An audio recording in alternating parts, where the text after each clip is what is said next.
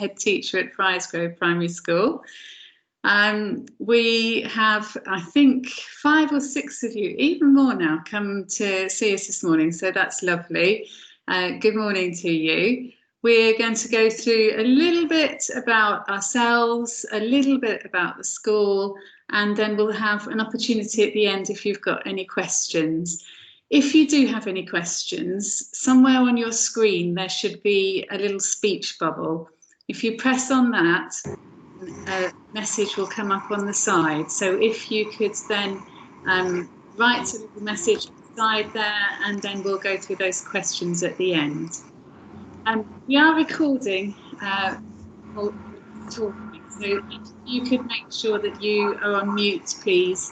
And it might be best as well if your picture is not coming up, and I can see all of you have not got pictures coming up, so thank you for that. Just make sure you're all on mute, because I think I'm getting some background noise from one of you at the moment. Could you check that before we start? Lovely, thank you. Okay, so my name is Mrs. Shipp. I've been head teacher at Friarsgrove for 3 years now. This is my 4th year as head teacher at Friarsgrove. Absolutely loving the school, absolutely loving the children. And as you can imagine, being a head teacher is sometimes a challenging job. But what is great about it is that every morning I get to go out when the children are coming in, and I get so many lovely good mornings from all of the children, and it really makes your day and starts your day off well. So I love that. I want to talk to you a little bit about me, as I say, and then about the school. Before I was head teacher, I've been here a few years now. So before I was head teacher, I was deputy head teacher at the school. Before that, I was the SENCO at this school. SENCO means Special Educational Needs Coordinator.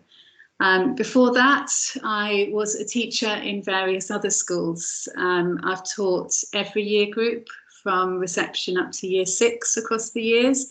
But I guess most of my experience has been with the younger children, with reception in year 1 and year 2. So that's a little bit about me, a little bit about our school. Let me think about why I'm proud of our school, because I really am proud of our school. I guess first and foremost, it's the people, the teachers, the team that we have here. They're all fully committed to the school and to the children, which is lovely to see, and are a great team to work with. We've been working really hard the last few years on our curriculum.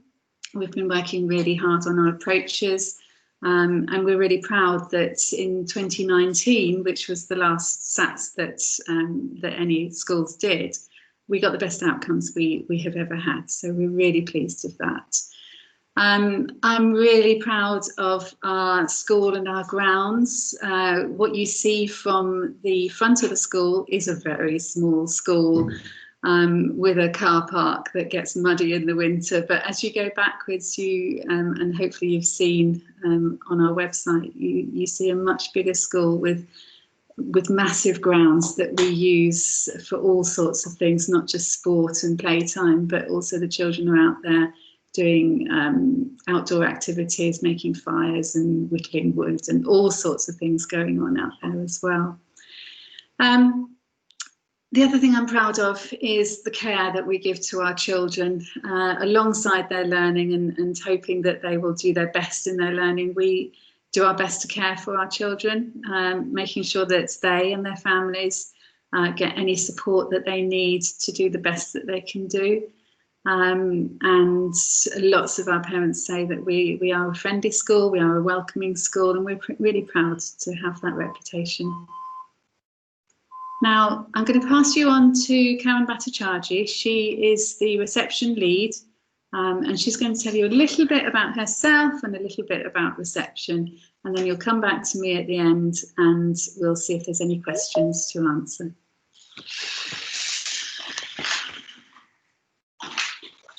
Hi.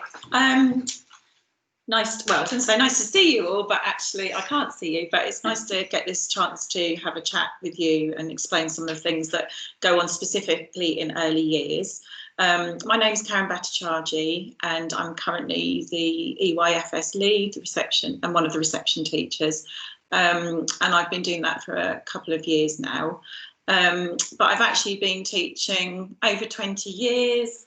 And I've taught in all the age groups, from reception right up to year 6, but mainly my time has been spent in reception classes and year 1. And I've actually taught at Friars Grove for about the last 10 years, so I've been here quite a long time, which says something in itself. It's a really lovely place to work, and the team are really friendly and we really get on well, which is great. So thinking in terms of your children starting school, a lot of parents get really anxious at the point where their children are starting school, but I'd just like to reassure you that actually the transition now from going to maybe your preschool providers or childminders isn't such a jump as you might think.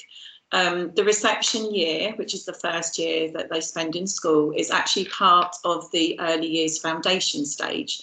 So we actually continue with all the brilliant things that they've been doing at nursery. Most of our learning is done through play still, but as the year progresses, then there may be more times where we do adult-led activities with the children. So we continue to build with what they already know from preschool, and we try and tailor what your child needs to what we're doing in class. So it's very much thinking about your child as a unique child, and obviously also making sure that we're covering all the areas of the curriculum that we need to in early years. So there's actually 7 areas of learning in the early years foundation stage. And it's split into 3 prime areas and 4 specific areas. So the 3 prime areas are the ones that are really important. They underpin everything else that we do. So these are communication and language skills, thinking about their personal and social development, and their physical development. So we give them lots of chances to talk about the things that they're doing, making sure that they feel happy and safe in their environment, and that they know how to interact with the other children, how to take turns, and physical development as well. We do a lot of things called funky fingers, which the children love, and it's all about basically getting the muscles strong in their shoulders down through their arms before they're even actually picking up pencils to write. They need all those gross and fine motor skills and muscle tone to be able to do that. So we do lots of fun activities to help with that, ready for writing. And then we'd have the specific areas, which are literacy, maths, understanding the world, which would cover things like traditional subjects would be like your geography, history, ICT, and then expressive arts and design, which covers things like art, role play, drama, those sorts of areas. So a typical day at school, well, what is a typical day in reception? There's so much going on, lots of different activities, things change depending on what the interests of the children are. But it may look something like this, that they would arrive at school, they would register themselves. So we try and promote a lot of independent skills. So they may, they'd come in, they'd find a balloon with their name on, which they would use to register themselves, so we know that they're here. And they'd put their things away, and then they would go and choose an activity from the activities that are out. So we find that often helps settle the children very quickly when they come in the morning. We might then have the register where they'd all come together and sit down together, and we would do an adult-led activity, maybe some phonics, learning a sound, talking about the sound, it might be a story. But they'd only be sitting sort of about 10 minutes before they go off and do child-initiated learning, where they can choose the activities that are on offer. We would then come back together for a snack time. So we do provide snack at school. You don't need to provide one for yourself. And then they would go outside onto the large playground. So we have obviously outside space. If you've watched our videos, I'll talk about that a bit later, but you can see we do have space outside the classroom and a designated early years garden, but we do also give them the opportunity to go on the larger playground where the other children play at playtimes. After that, again, they would come back in and we might do another adult-led activity, maybe some number games or number songs. And then again, they would have some child-initiated time. Then lunchtime, they would have their dinner, and again, they would have play after that on the large outside playground. And then in the afternoon, we would do the register and we'd have a little chat time check that everything was okay at lunchtime, so if there was any issues, so we can deal with them. We do have obviously dinner staff outside and they're very good at dealing with issues, but sometimes they do like to come in and tell the teacher as well. So there's a little bit of chat time. And then we might do a topic activity. So maybe it might be introducing an art and craft activity. And then generally in the afternoons, we're using our large outdoor garden. So the children would get the opportunity to go and partake of curriculum activities, but on a larger scale. And then at the end of the day, we would normally finish with, again, a chat time, rewarding children and getting children maybe at the front who've really impressed us with their learning that day, and a chance for reflection and a story, and then home time. If you go onto our website, some of you may have already seen it, and you go on About Us, there is actually, under the school prospectus, there is a video that we've put together showing you inside the classrooms, the outdoor areas, and there's some snippets of the children using those things, so it might be useful to check that out if you haven't already. So we can actually take up to 60 children at Friars Grove School, and they're split into 2 classes of 30. They would have an assigned teacher and a learning support assistant as well. And they would do the adult-led activities in their own classroom, but they do have open access to be able to go in and out of each other's classrooms and in and outside as well. In terms of what, as well as the curriculum, we really try and promote independent learning. So we want them to be as independent as possible. Being able to communicate effectively is a lot of what we need to make sure that they're able to do. And we also promote the characteristics of effective learning. So basically they're playing and exploring. We want the children to be able to investigate things, experience things, all about having a go. Active learning, we want the children to be able to concentrate, keep on trying if they encounter difficulties, building up resilience, and we want them to enjoy their achievements when they persevered with something, that they feel really proud at the end of how they persevered with something. And creating and thinking critically, we want them to have their own ideas, make links between the ideas and develop strategies for learning and doing things. So these are the characteristics which it's been, research has shown that they're really important for a child to be an effective learner, and they go on to provide a love of lifelong learning really. So, and we promote these through superheroes. So we have superheroes like Have a Go Hero. So when the children have displayed some of those characteristics, they would be rewarded with a sticker. As try and keep links with you through something called Tapestry, which is, some of you may be familiar with that from your nurseries. It's an online learning journal where we can send pictures and comments about what your child's doing and how they're learning, and you can also actually comment on the Tapestry as well, so it's a two-way thing between us and you, and a lot of parents really like that. We also offer extracurricular things within the school day, so we do welly walks to the woods at St Cyrus Road, and we do weekly cooking sessions as well. In terms of transition, if you were to choose our school, we would make sure that we have meetings and go and visit the preschool providers where your child is at. We do have quite a range of providers that we go out to see. I think the most we've ever had to go and visit in 1 year, I think, has been 20. So you can tell that children come from lots of different preschool providers. And some children come where they know children already, but a lot of our children do come and they don't know anybody. So if your child is perhaps coming from a nursery where they might not know anybody, don't be concerned about that. We're really good at making sure that they get to know people and make friends really quickly. We would also invite your children in to visit the school. So within a week at the end of near the end of the summer term. They would come maybe in a group of about 6 for each class, spend some time with some of the children that are already at our school, just having a little time. And then we would have an afternoon where all the children that would be due to start in September would come in and they'd meet their whole class. Some children need more visits, and we're quite happy to accommodate that. If you feel your child would benefit from more than 1 or 2 visits, then that's something that we can do and accommodate for you. The main thing really is that we want you as parents to feel happy and that your child's going to be well looked after, and we want the children to feel happy and safe and secure in their environment. That's really important to us, because obviously happy children make for good learners. So I think that's it for now. Hopefully I've answered some of your questions, but obviously you might have some questions, so I'll hand back over to Mrs. Ship. Thank you. Thank you, Karen. Okay, so if you do have any questions, could you find the chat and put them into chat, please, and then we'll see if we can answer any of your questions. Hopefully we can.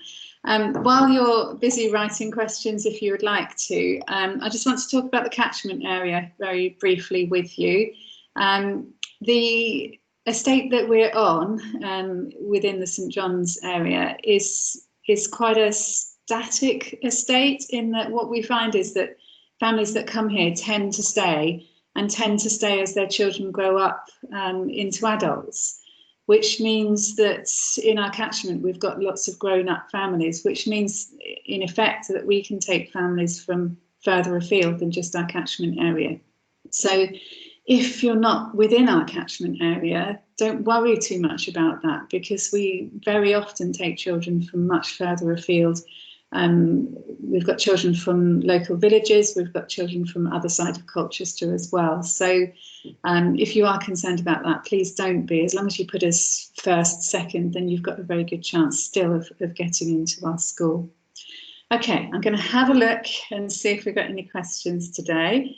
And if not, we're going to have to try and remember the questions we had last time, which could be difficult.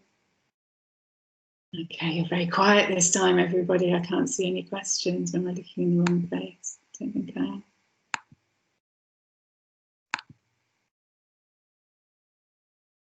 Okay, thank you, Nicole. We have a question. Okay, so thank you very much for your time. Thank you. I was wondering how much religious studies is involved in their day-to-day learning. We're not a religious school, but we have assemblies in normal times. Our assemblies are different at the moment because of COVID. We can't get the children together, but in normal times we'll have assemblies every day, some of which have religious content. And then in most classes, RE is taught once a week. Within the RE lessons, they are learning about different religions across the school, and so that they get to understand themselves and other people and other religions and so on. So that's once a week. Normally, in some classes, they might do it as a week or two's project instead, but the same sort of amount of time. Any more questions coming from anyone? Questions we had last time, we had somebody asking about twins and whether twins would be in the same classes or opposite classes. Just in case any of you have twins, we said that would be something that we would talk about with the parents and decide with the parents. And we very much want to get it right for you and your family for that one. I've got a question now about after-school clubs. Obviously, at the moment, we can't have any after-school clubs, which is really strange in our school, because usually there's all sorts going on after school. We don't do after-school clubs for reception because we do feel that they're tired at the end of the day. But from year 1 upwards, there's sporting activities certainly to be done. In different year groups, there is a wildlife club, there's a coding club, there's all sorts going on that we can't remember because it hasn't happened since a year ago, scarily. because of lockdown and so on. But yeah, lots of things going on after school, led either by teachers or by outside agencies coming in to do those, including some football ones from the local football team as well. We have breakfast club and we have an after school club, and that is open to reception children as well. So if you're a working family and need wraparound care, then breakfast club is from 7:45 to 8:45, and after school club is from 3:15 until, hopefully after lockdown is all finished, it will be until 6 o'clock once we're back to normal. At the moment it's 5:30. Okay, just managed to answer the next question as I'm going, so that's good. Sports and music opportunities after school, yes. So I've kind of answered that one already, haven't I? The music one, yes, we have a choir. Normally that would run out over lunchtimes for Key Stage 2 children. And we have peripatetic teachers that come in to teach all sorts of musical instruments during the day. That is payable by you, but then they can teach the piano, violin, guitar, drums, which is great because it's right near my office. But yes, lots of musical things going on as well in our school. I'm just going to ask Karen if she can think of any other questions that we had last time. Somebody asked about swimming, when the swimming started. That's right, which was the summer term of year 1. Yes, because we have our own outdoor swimming pool, which sounds ghastly, but actually is as warm as a bath. It's 30-something degrees normally in the water, and the children love it. But we do start in year 1 rather than reception, just because to take them over there, to put them in the changing room, to get them to take all of their clothes off, is just a little bit too much for our reception children. So we start that in year 1. But then they swim every year in every year group. So by the time we get to year 6, we've got some pretty strong swimmers in our school. Okay, I think that's it for questions then. So I hope, oh, we've got some more coming in. School lunches, there's a question here about school lunches. So every child in reception and year 1 and year 2 gets universal free school meals. So your children will be able to have school dinners every day for free. However, if you wanted to send them in with a packed lunch, then you can do so. That's not a problem. And another question, is there any additional support offered to pupils from military families when parents are deployed? We certainly would like to know. If you are a military family, let us know, because then we can offer any support that we need to. And I would put that into the context of any families needing support. So if anything happens in your family that's different, that is worrying, or however, or whatever, then let us know, because we can just a little bit of one-to-one time. We can offer them a little bit of therapy, of counselling, whatever is needed to get you and your family through. So yeah, no problem with that. We'd give the support that was needed. Okay, I'm going to stop there and say thank you very much for being part of our little meeting today. We're hoping that it's all worked and the technology has allowed you to hear us all the way through. Lovely to see you, if only sort of over the Wi-Fi. Thank you very much and goodbye.